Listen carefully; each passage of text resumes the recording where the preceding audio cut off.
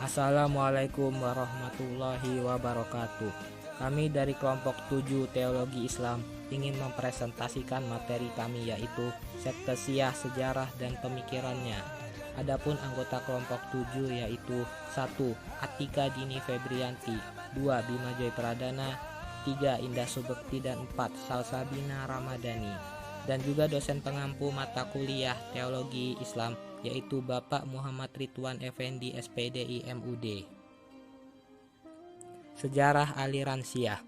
Syiah dalam sejarah pemikiran Islam merupakan sebuah aliran yang muncul dikarenakan politik dan seterusnya berkembang menjadi aliran teologi dalam Islam. Sebagai salah satu aliran politik, bibitnya sudah ada sejak timbulnya persoalan siapa yang berhak menjadi khalifah peninggal Rasulullah.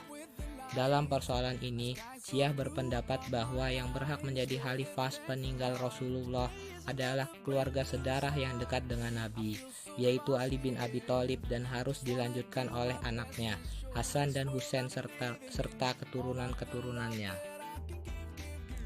Golongan Syiah semakin terlihat pada zaman kekhalifahan Utsman bin Affan, dan kemudian semakin tumbuh pada masa kekhalifahan Ali bin Abi Thalib. Ali sendiri tidak pernah berusaha untuk mengembangkannya, akan tetapi bakat-bakat yang dimilikinya telah mendorong perkembangan itu sendiri.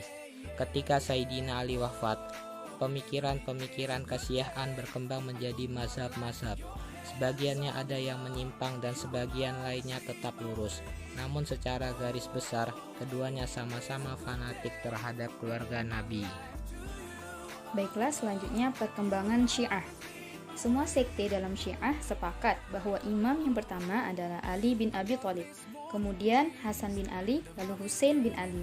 Namun setelah itu muncul perselisihan mengenai siapa pengganti Imam Husain bin Ali. Dalam hal ini muncul dua pendapat. Pendapat kelompok pertama yaitu imamah beralih kepada Ali bin Husain, putra Husain bin Ali, sedangkan kelompok lainnya meyakini bahwa imamah beralih kepada Muhammad bin Hanafiyah, putra Ali bin Abi Thalib dari istri bukan Fatimah. Akibat perbedaan antara dua kelompok ini, muncul beberapa sekte dalam Syiah. Para penulis klasik berselisih tajam mengenai pembagian sekte dalam Syiah ini. Akan tetapi, para ahli umumnya membagi sekte Syiah dalam 4 golongan besar, yaitu Kaisaniyah, Zaidiyah, Imamiyah, dan kaum Gulat. Golongan yang pertama yaitu Al-Kaisaniyah. Syiah Al-Kaisaniyah adalah nama sekte Syiah yang meyakini bahwa kepemimpinan setelah Ali bin Abi Thalib beralih ke anaknya Muhammad bin Hanafiyah. Para ahli berselisih pendapat mengenai pendiri Syiah Kaisaniyah ini. Ada yang berkata ia adalah Kaisan bekas budak Ali bin Abi Thalib radhiyallahu an. Ada juga yang berkata bahwa ia adalah Al-Mukhtar bin Abi Ubaid yang memiliki nama lain Kaisan. Golongan yang kedua yaitu Az-Zaidiyah. Zaidiyah adalah sekte dalam Syiah yang mempercayai kepemimpinan Zaid bin Ali bin Husain Zainal Abidin setelah kepemimpinan Husain bin Ali. Mereka tidak mengakui kepemimpinan Ali bin Husain Zainal Abidin seperti yang diakui sekte Imamiyah, karena menurut mereka Ali bin Husain Zainal Abidin dianggap tidak memenuhi syarat sebagai pemimpin. Dalam Zaidiyah, seorang dianggap sebagai imam apabila memenuhi 5 kriteria, yaitu keturunan Fatimah binti Muhammad SAW, berpengetahuan luas tentang agama, zahid atau hidup hanya untuk beribadah, berjihad di hadapan Allah Subhanahu wa taala dengan mengangkat senjata dan berani. Golongan yang ketiga yaitu Syiah Al-Imamiyah. Imamiyah adalah golongan yang meyakini bahwa Nabi Muhammad SAW telah menunjuk Ali bin Abi Thalib sebagai imam pengganti dengan penunjukan yang jelas dan tegas. Oleh karena itu, mereka tidak mengakui keabsahan kepemimpinan Abu Bakar, Umar, maupun Utsman. Bagi mereka, persoalan imamah adalah salah satu persoalan pokok dalam agama atau usuluddin. Syiah Imamiyah disebut juga dengan Syiah 12 atau Syiah Itsna Asy'ariyah. Yang terakhir yaitu golongan yang keempat adalah Syiah Al-Ghodiyah. Istilah gulat berasal dari kata gola, yaglu, gulu, yang artinya bertambah dan naik. Gola bin ad-din yang artinya memperkuat dan menjadi ekstrim sehingga melampaui batas. Syiah Gulat adalah kelompok pendukung Ali yang memiliki sifat berlebih-lebihan atau ekstrim. Lebih jauh, Abu Zahra menjelaskan bahwa Syiah ekstrim atau Gulat adalah kelompok yang menempatkan Ali pada derajat ketuhanan dan ada yang mengangkat pada derajat kenabian, bahkan lebih tinggi daripada Nabi Muhammad SAW. Di sini ada pokok-pokok ajaran Syiah. Kaum Syiah memiliki 5 pokok pikiran utama yang harus dianut oleh para pengikutnya. Yang pertama, At-Tauhid. Yang kedua, Al-Imamah. Yang ketiga, Al-Ma'ad. Yang keempat, An-Nubuwah. Dan yang terakhir, Al-Adl. Selanjutnya, penjelasan mengenai At-Tauhid. Kaum Syiah juga meyakini bahwa Allah itu esa, tempat bergantung semua makhluk. Allah tidak beranak dan tidak diperanakan, dan juga tidak serupa dengan makhluk yang ada di bumi ini.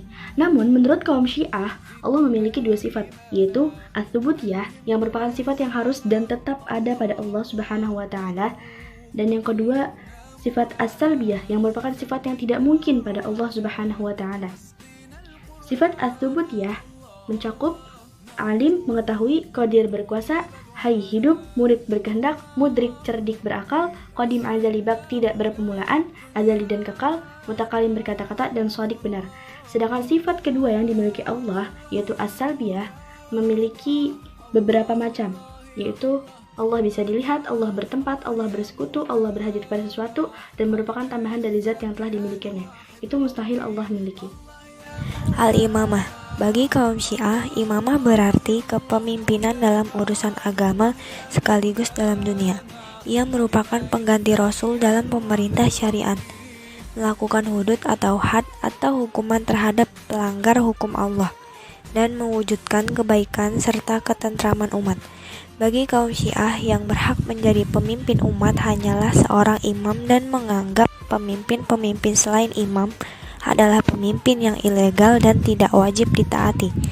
Karena itu, pemerintah Islam sejak wafatnya Rasul, kecuali pemerintah Ali bin Abi Thalib, adalah pemerintahan yang tidak sah. Di samping itu, imam dianggap maksum, terpelihara dari dosa sehingga imam tidak berdosa, serta perintah, larangan, tindakan maupun perbuatannya tidak boleh diganggu-gugat ataupun dikritik. Al-Ma'ad. Secara harfiah, al-ma'dan yaitu tempat kembali. Yang dimaksud di sini adalah akhirat. Kaum Syiah percaya sepenuhnya bahwa hari akhirat itu pasti terjadi. Menurut keyakinan mereka, manusia kelak akan dibangkitkan. Jasadnya secara keseluruhannya akan dikembalikan ke asalnya, baik daging, tulang maupun ruhnya. Dan pada hari kiamat itu pula manusia harus mempertanggungjawabkan segala perbuatan yang telah dilakukan selama hidup di dunia di hadapan Allah Subhanahu wa Ta'ala. Pada saat itu juga Tuhan akan memberikan pahala bagi orang yang beramal soleh dan menyiksa orang-orang yang telah berbuat An-Nubuwah. Kepercayaan kaum Syiah terhadap keberadaan Nabi juga tidak berbeda halnya dengan kaum muslimin yang lain. Menurut mereka, Allah mengutus Nabi dan Rasul untuk membimbing umat manusia. Rasul-Rasul itu memberikan kabar gembira bagi mereka-mereka yang melakukan amal soleh dan memberikan kabar siksa ataupun ancaman bagi mereka-mereka yang durhaka dan mengingkari Allah Subhanahu wa Ta'ala. Dalam hal kenabian, Syiah berpendapat bahwa jumlah Nabi dan Rasul seluruhnya yaitu 124 orang.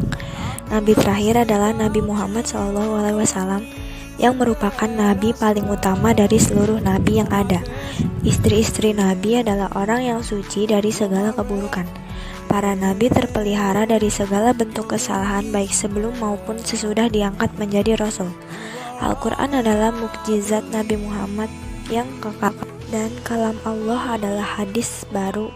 Makhluk diciptakan Ukian Qadim dikarenakan kalam Allah tersusun atas huruf-huruf dan suara-suara yang dapat didengar, sedangkan Allah berkata-kata tidak dengan huruf dan suara.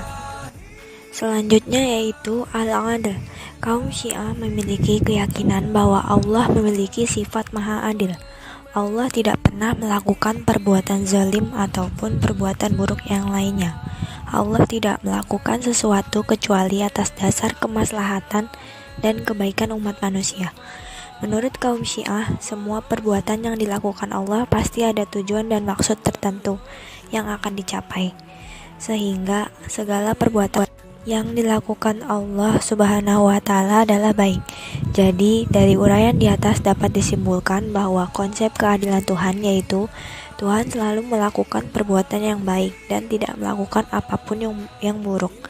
Tuhan juga tidak meninggalkan sesuatu yang wajib dikerjakannya. Terima kasih atas perhatiannya. Sekian presentasi dari kelompok 7. Kurang lebihnya mohon maaf. Wassalamualaikum warahmatullahi wabarakatuh.